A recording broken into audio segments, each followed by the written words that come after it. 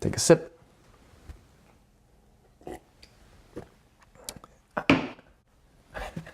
Hi, I'm Mr. Nickel, helping the next generation of content creators for children, making great stuff. And last week we left off on a pretty important question. How do you make money? That's pretty important, right? Well, there's a couple different ways. So I think a lot of you probably know that you can have another job and support yourself, and you can support this project by having another job. That's a way to do it. It's hard because you have to find a job that makes a lot of money where you can only work a couple days a week. This is how to have this project itself make you money, primarily through the YouTube platform. Today we're gonna talk about 10 ways to make money as a kids content creator on YouTube, and I'm also gonna talk about how I feel about those 10 different ways. So the first way is ads. When people think of YouTube, they think of ad revenue. Well, first off, that is not a reliable way to make money. I ran the numbers from my YouTube channel, and yours would be similar to mine. It depends on the type of content and the type of audience. It depends on a lot of different things. Here's a cool video about how YouTube algorithms work and how it's multiple AIs working together. Your content would probably be similar to mine. It was about I started out monetizing my videos. It's like, well, I need to make money somehow. I don't know any other way. I feel weird about it, but I need this to make money. So I was like, well, I'm gonna monetize it. Even though I feel weird about it, I'm gonna put ads on my YouTube channel. Some people are luckier with that. Their content is more conducive to a good ratio of views per dollar. Basically a good ratio is $1 for every 1,000 views. For me, it was about $1 for every 4,000 to 5,000 views. And at $1 per 1,000 views, it's already not a good business strategy. And everyone that says like, here's how you make money on YouTube, they say like, well, yeah, it's a nice bonus if that works out, but you can't rely on that. So that's where the other 9 ways we're gonna talk about kind of come into play. But also I want to talk a little bit about my experience with ads and how ethical it is to advertise to children in general. A lot of parents prefer ad-free experience for their children.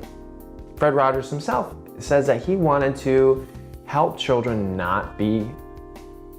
help children refrain from just being trained to be a consumer. And I agree with that. And so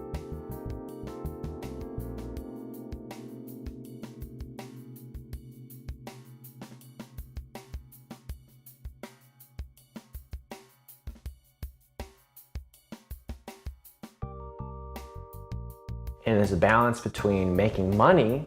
Still need to, we're still in a capitalist society. We need to make money to live. So we need things that we do to make money. But we just have to figure out what's the healthiest way to make money in terms of what's good for the child. I'll give you a personal experience. As adults, we can tell the difference between an ad and what's not an ad. A child cannot. They struggle with that. And I'll give you an example. When I bike to and from work, a lot of times I'll listen to YouTube about YouTube platform advice and also just business advice, entrepreneur advice. And I have a playlist of all these videos that I want to watch, but sometimes YouTube goes on autoplay randomly and there's a 5-minute video and it's like, oh wow, okay, wow, I like this. This is cool, this is real motivating. At the end, it was an ad for a website. And I felt so embarrassed that I got so caught up and so riled up, and I almost was like, oh great, like I'm gonna sign up for this guy, and look, maybe he's got a good service or whatever, but his video was an ad. It wasn't actually content, and I couldn't tell because I wasn't watching. I had no visual cues, I just had audio cues, and that I think emulates what a child goes through if they're on YouTube. It's just gonna be hard for them to know what's an ad and what's not, especially with there's a lot of aggressive children marketing that's happening on YouTube. That said, there's a YouTube Kids app that people can use, which is an ad-free experience. However, not everyone uses that. A lot of people, they don't even know it exists. So I just want to make sure that I'm giving the best to children, so I'm not going to monetize anymore. I was monetizing. I made a total of like 7 cents. Feels like dirty money. So 7 cents of dirty money for me. But hey, look, that's just my opinion and where I stand on it. If you disagree with that, I'd love to hear your thoughts in the comments. Number 2, affiliate marketing. Essentially, what it means in terms of what we're doing is you could play with a toy. Maybe it's a toy that you think is great. There's some really great, Goldie Blocks comes to mind, like toys like that are really educational. And you play with it and you talk about how much fun it is, and then you have affiliate link in your description. And if the parent clicks on that link and buys it through there, then you get a cut of the sales. So affiliate marketing, I haven't fleshed out how I feel about it. I want to know how you feel about it, because potentially you could be bringing light to really good products. Like Goldie Blocks, was the first thing that pops in my head, because when I saw it, I was like, wow, that's brilliant. And there's some more independently produced, you're bringing light to it. And then they are also independent, they can bring light to your show as well. So that could be a win-win in terms of that. The problem still arises. Some parents might not be able to afford the toy that you're promoting. That puts an uncomfortable situation where they have to tell their child, like, well, okay, I know Mr. Nichols said that this toy is fun, but we can't afford that toy, right? And then how does that affect that child's relationship with me? That's stuff that I think about. So I think affiliate marketing works best if the child's not involved. So if it's a space where the parent is in control of the message, you're just marketing to the parent, that would probably be okay, because then the parent's an adult and they have the ability to discern. I don't want to put the pressure through the child to make money. And so an example where this is done poorly and maliciously is unboxing videos. We see this all over the place. It drives parents crazy, right? Parents hate unboxing videos. When I ask parents, like, hey, what should I do? And they're like, well, don't do unboxing videos, number one, because it drives me crazy. Why? Because the child is watching a 20, 30, 40-minute ad for a toy, and then and the person's playing with it, and there's some good to it. I'm not saying that it's all bad. I think you can demonstrate how to play with it, and you can give kids ideas on how to play with certain toys. But the child just feels like oh, I need this toy, and then they get in hyper focus mode on the toy. The parents that you and I want to reach hate unboxing videos, so don't do unboxing videos if you want to reach those parents. If you want to reach the parents that don't mind unboxing videos, then feel free to do unboxing videos, I guess. But I still think that doesn't vibe with my values. That doesn't vibe with my values. Is it good? Is it bad? It's an ethical question. Right? Is it ethical? Is it good or bad? It's not really the question. Is it ethical? We all have to think ethically as we build a business. Tip number 3, merchandise. So you can have merchandise like t-shirt ideas, stickers, kinds of things that just standard merchandise that go along with your show. I think similar to the affiliate marketing, the thing to consider is the call to action. Personally, I don't think it's a problem to have a shirt that advertises my show. The kid likes it, the kid can wear it around, and then then other kids can learn about the show. I don't have a huge issue with that. And if you disagree, obviously I want to hear your thoughts on that. The issue arises when it's a call to action. When you're like, hey kids, buy my shirt. Tell your parents to buy all my merch. There's a great video looking at this in terms of Jake Paul and his aggressive advertising campaign to children. Link right there. Check it out. You have to watch it. You have to watch the whole thing. I encourage you to watch it. It's very illuminating on what's happening right now in children's media. YouTube is children's media because children are watching it. What Jake Paul does, he creates content for children. He says like 8-year-olds, but the video makes a case that it's actually much younger kids. He's advertising to younger and younger audiences, and children are the younger the child is, the more susceptible they are to calls to action. And he literally says, hey kids, buy all my merch. And he writes songs that's just literally buy my merch, buy my merch. And it's very aggressive, and he makes a lot of money. He makes like $50 million a year doing that kind of strategy. But just because you can, just because something is legal, doesn't mean it's ethical. That's a big thing that we need to think about. Does this grow our relationship with those families and with those children, or does it hurt that relationship? Another thing to think about with calls to action is if you want to, like I'm saying, get everything on YouTube, but you can also get stuff in local stations. Local stations tend to have a hard, very strict policy about calls to action. There are apps out there that curate content for parents, so parents pay a monthly subscription and then they get a curated experience. Those would also have potentially strict policies in terms of things like calls to action. Along with merchandise, tie-ins to your show.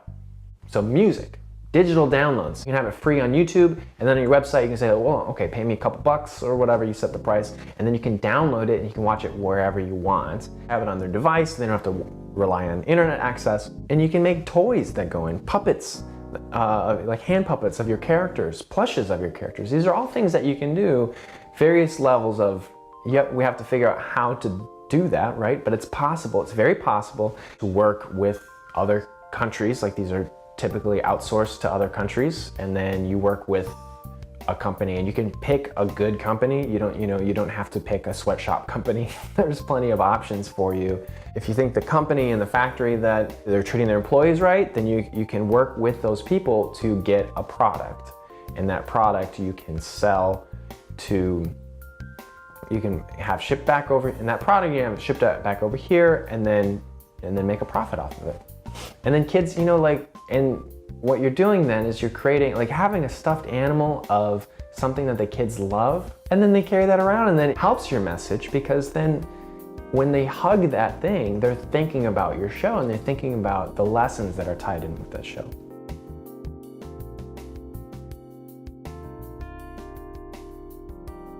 So there's a lot of things we can do. There's a lot of things we can make money, and we can do it independently. We don't need, it's a little bit harder to do it this way, but it's not impossible. It's very possible, very doable. Number 5, crowdsourcing. So there's 2 main crowdsourcing models out there, the Kickstarter model and the Patreon model. And there are other versions of those, but I'm gonna talk about those. Those are kind of the big ones. Kickstarter, also GoFundMe and other things like that. It's a one-time thing for a specific purpose. And that's great for startup money. It helps you think about money, helps you think about, this is how much money I need to do it. And so I successfully ran a Kickstarter campaign. I had only 3 weeks to do it. I raised the money in 3 weeks. We can do a whole video on Kickstarter campaigns. Patreon is an ongoing thing. So people say I want to pay you $1 a month, or I want to pay you $5 a month. And people are like, oh, I wish I could give more. It's like, no, hey, thanks for, honestly, $1 a month makes, because if 1,000 people gave you $1 a month, you have $1,000 a month. Is they can determine how they want to do it. Do they want to do it by the month or by the video, or they have a lot of control over how they give their money and how the money is being used. The downside to these programs are they take a cut. I haven't done a Patreon yet, so I don't know too much about that, but with Kickstarter takes a cut, Amazon takes a cut, there's fees, there's all kinds of things that you have to factor into. So it's essentially the way the math works out, it's like you have to increase by 40 to 50% what you actually need. That includes merchandise as well, by the way. It's not just those fees, it's also rewards that go along with that. You have to think about that. So with that, to take out the middleman, you can just put a donate button on your website. Number 6, you can do that in addition to the Patreon as well, and people can just donate money to your website.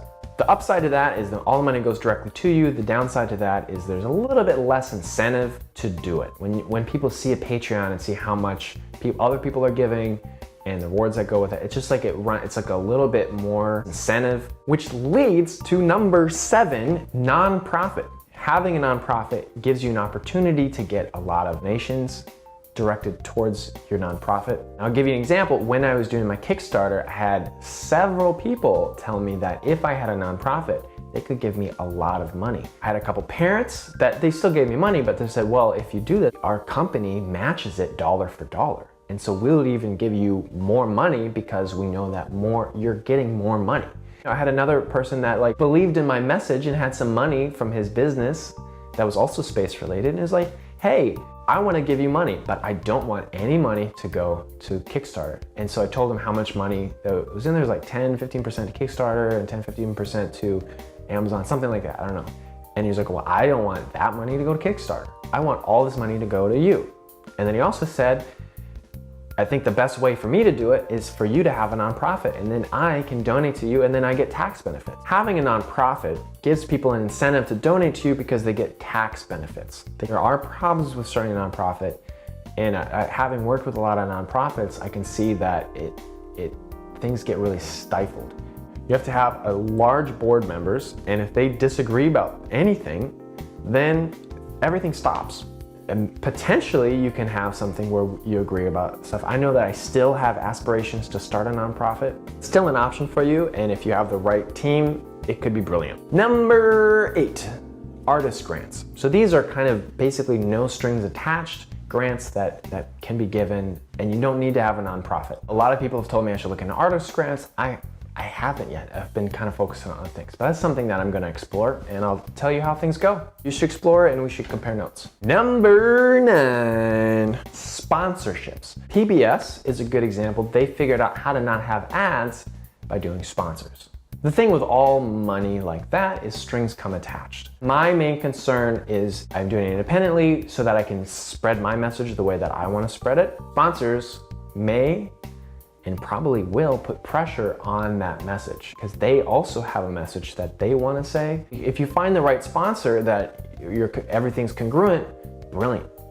That can be brilliant. But it brings up another issue, is that sponsorships, why are people sponsors, and what do they want out of it? And there's different packages, there's different things you can do. If they want me to drink a glass of Ovaltine, to make a Christmas Story reference, that would be something that I wouldn't be able to do. So it just depends. So I don't know too much about sponsors. I feel weird about it right now. I'm sure there's a way to make it work. Again, what are your thoughts on that? What do you think? Number 10, this is another way that your show can make you money, is you produce an online version of it, and then you take the show on the road. And you do tours about your show. You do live shows. You can you can cast people to play different characters, or you can do like a one-man show kind of thing, one-woman show. You can go to daycares and you can be like, hey, I want to come in and do a puppet show. You can figure that out. You can make money off of these things. People can pay you to do visits. I've been paid to go to schools to do shows. I've been paid to go to people's homes and do classes. So shows and classes, right? And you can tie everything in. The nice thing about this too is that you get feedback about your show. You can try out new material with the puppets, and you're like, well, this is what I'm working on season 2. I'm gonna try it out like 50 times. Then the message is gonna be really clear in your head what kind of message you wanna say. You can make money doing that. So it's like kind of like a win-win situation. And also you're building your audience. You're going to new places. They may book you because they know your show. They may book you because one person knew your show, or maybe no one knew your show. They're just looking for someone to book. Okay, so let me use my notebook here. We can go through the 10 things. So we have ads, affiliate marketing, merchandise, toys, games, storybooks, music downloads, video downloads, Kickstarter, Patreon, donate button, nonprofit, artist grants, sponsorships, and booking live shows and classes. What do you think about those 10 things? If you want to make money, you're going to have to explore multiple sources of income. You're going to have to look at different ways to make money. You're going to have to think about what's ethical, what works with my values that I think is great for children, that still makes me money. And you can always go back to, well, I'm gonna make my money by other means, and I'm just gonna do the show for free. So that's always an option for you as well. So what are your thoughts on all this? This brings up so many questions, so many thoughts, and I know you've probably been thinking about some of this stuff before. I guess the main takeaway for this stuff though, it is possible to make money being an independent children's producer, being an independent children's show host. It's hard, but it's simple. And the basic the basic thing, and I want to get more into this next week, but the basic idea is if this is your ikigai, and if you can connect with kids and the parents see how you're helping their children grow, they're going to be happy to support you, to keep you going. They're gonna spread the word. Your audience is gonna grow. This is something that I'm seeing right now. Your audience grows, and the more stuff you make, the more your audience grows. And if you have a big audience, some of them are gonna buy stuff from you. They're gonna be happy to buy stuff from you. It takes time. It takes persistence. But we're gonna figure this out. But we're gonna figure this out, okay? I'm figuring it out, and I'd love to have you join me. Thanks for checking out my video. I hope that was useful to you and inspiring to you. If this is what you wanna do with your life, I just wanna answer some questions, and when I have these conversations, things get clearer for people. Things feels manageable. I want you to feel that way. I want you to know, and it's about thinking big and acting small. So this is a big, grand scheme. What can you do today to take one step forward? That's what I want you to think about today. Thanks for checking me out. Please subscribe and click the notifications button to not miss a video. New videos every Thursday, 8 a.m. Eastern Standard Time. See you next time.